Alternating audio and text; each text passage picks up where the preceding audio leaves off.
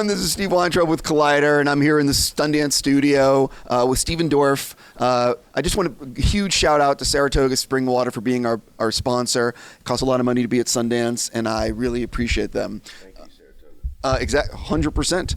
And also Hendrix. And Hendrix. Right.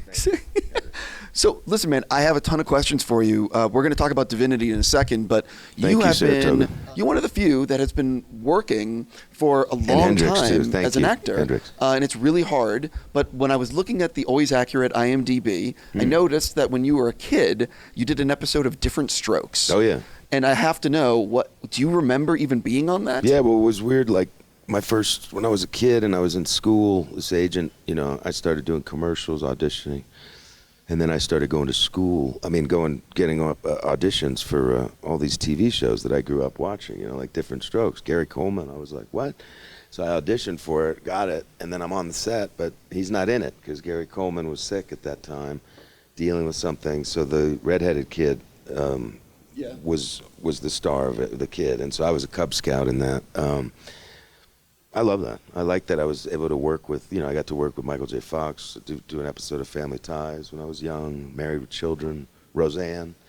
And I just finished working with Goodman on Gemstones with Danny McBride, and we've been working all on that new season. And Goodman, I said, do you remember I was Becky's boyfriend, and you sat me down on the couch and told me what time to bring her home, and he's like, I remember, Stephen, and we talked up, and then we watched the scene. It was on YouTube, and John made me watch it.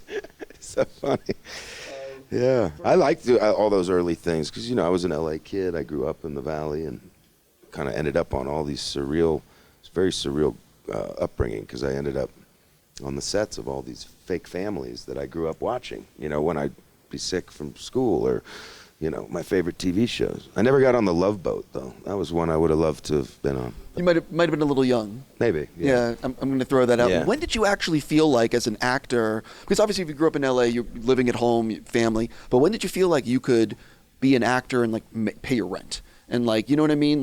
This could what I could do for a living. Yeah, I was pretty lucky and fortunate that I had a family that didn't at first want me to be an actor. My mom wanted me to do better in school, which I was having a hard time at these private schools I was going to in LA, and my mom used, that to say, okay, if you do better in school, you can then go on your auditions, and then from there, they saved my money. So as I got these gigs, or if I didn't get the gig, it didn't really bother me, and my mom was like, wow, he has tough skin.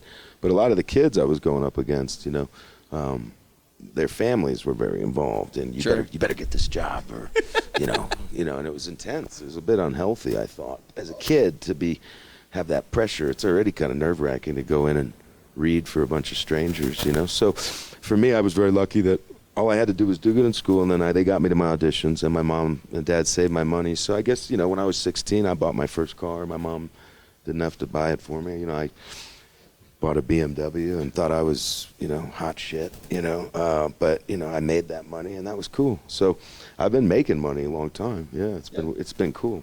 So you're in today at Sundance because you have a film in Sundance called Divinity. Yes. So for people, listen, no one will have seen the film yet who's watching this, or maybe two people. Yeah. So how have you been describing it? How have you been describing the film? Because I've seen the trailer. I haven't seen the film yet, and the trailer is it looks really cool and different, and not, I think, what people are expecting. Yeah, it's a very strange situation. I've made some interesting films before, in unorthodox ways and different, off the beaten path. But Eddie was a director that I met through a friend of mine named Danny. He sent me a short. I watched it. It was then in Cannes. It was called The Vandal. It was kind of, I thought, mind-blowing for a 10-minute short, or however long it was. I was like, who is this guy? We talked on the phone a lot. He said, I want to build a movie around you. What do you think of this kind of character? I said, well, what do you want to do? And nothing was really happening at the time because of COVID. But sure enough, I went off and started working. The world opened up. Eddie gave me a 30-page document of the script, but it talked to me about this character. And frankly, it's a movie set in the future. It's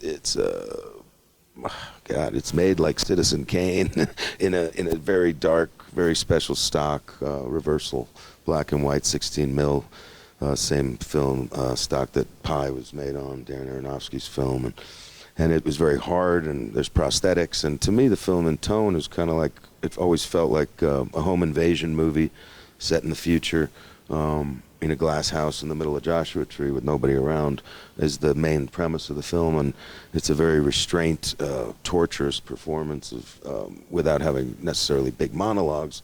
It was a very painful performance for me, so it was hard.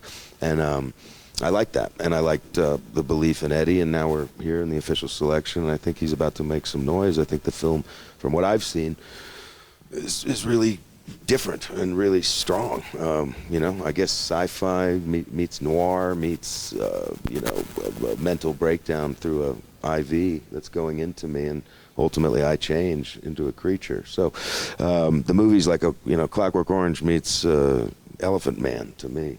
In the footage I saw, one of the things I love about is when I'm seeing something that I'm not expecting, and it's completely, you know what I mean? Like, just looking at this in the footage, I was like, oh, this is so, like, it's taking a swing, you know? Yeah, I mean, very weird performance for me. I mean, Eddie wanted me to talk. I tend to have a deep voice, I guess, and he wanted me to talk in a very high register, which was really difficult. Like, I could do accents, I can do, you know, I can hear things and repeat them, mimic them, but it was very weird to do all my dialogue like up in here and talk to you the whole time like this, but without sounding strange, and you know, and keeping it really original and normal and natural, you know. And so for me, it was like, what the hell am I doing here, you know? And it took time to kind of, for me to, I think, trust it. And then once the makeup was grooving and everything, then we went on our journey. But I haven't, you know, me and the rest of the cast, we haven't seen the film yet, you know, the finished film. But Mark Manzini, who was doing the sound design, I did a lot of my looping with him, and he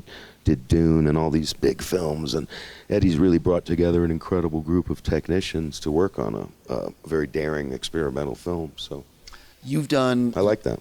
I do too, actually. Yeah. I'm really looking forward to seeing it. You've done so much work over the years. If someone has actually never seen anything you've done before, what is the first thing or the second thing you'd like them watching, and why?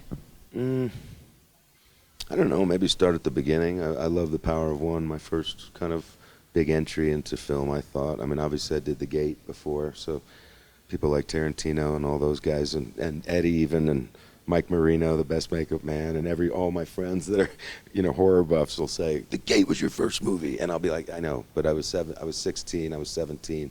The Power of One was really my first movie in my mind, as knowing what I was doing as an actor, traveling, getting out of LA, not being a chubby little kid screaming, which is easy to do, was always easy for me to do. So for me, I guess start at the beginning, and then maybe, I don't know, go from Power of One and then watch Somewhere, and then go watch True Detective, and then go watch, I don't know, check out Blade if you haven't seen it. So I'm almost... Or go see I Shot Andy Warhol and some of my, or Entropy. Find the movies that nobody knows. Entropy, I actually want to give a thumbs up to. Phil Joannou directed. Phil. It's really good.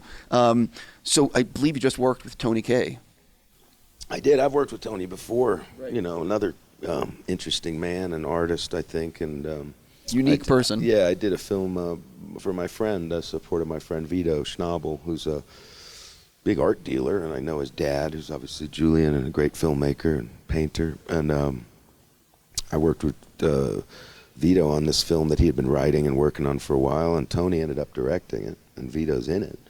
And he's got a great group of actors in there. So yeah, I played with them for a few days. Tony was crazy as ever.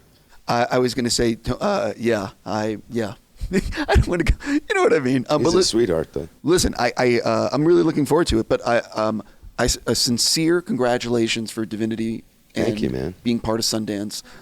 It's really always cool to talk with you, and I wish you nothing but the best, and I hope you have an awesome fest at Sundance. Thanks, boss. Appreciate it, man. Thanks for having me.